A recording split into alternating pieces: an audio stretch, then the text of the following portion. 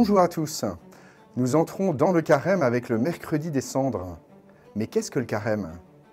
Les 40 jours que dure le carême, sans compter les dimanches, font référence aux 40 ans passés dans le désert par le peuple hébreu, entre sa sortie d'Égypte et son entrée dans la terre promise. Il renvoie aussi aux 40 jours que Jésus a passés au désert, entre son baptême et le début de sa vie publique.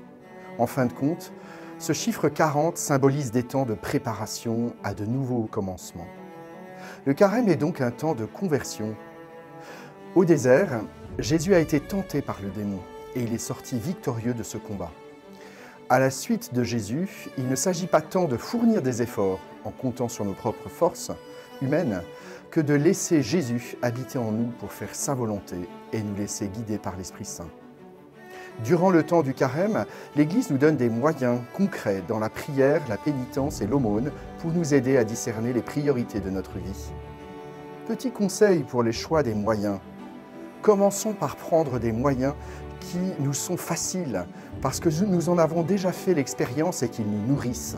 Par exemple, si vous avez fait l'expérience qu'une lecture spirituelle nourrissait votre relation à Dieu, pourquoi ne pas choisir de lire des écrits, la vie d'un saint ou tel autre ouvrage spirituel? Ce peut être du coup l'occasion du choix d'un jeûne de nos écrans le soir pour pouvoir lire. Nous avons déjà goûté le bénéfice de réciter quotidiennement le chapelet en couple.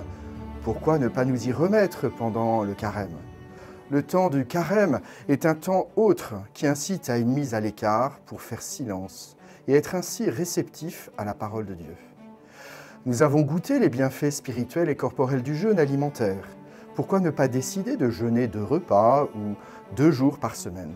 Commençons par choisir quelque chose qui nous motive et qui est accessible et dont on sait que cela contribue à faire croître notre relation à Dieu.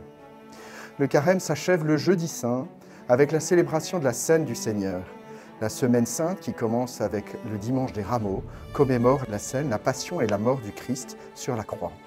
Le samedi saint au soir et le dimanche de Pâques, les chrétiens célèbrent la résurrection du Christ.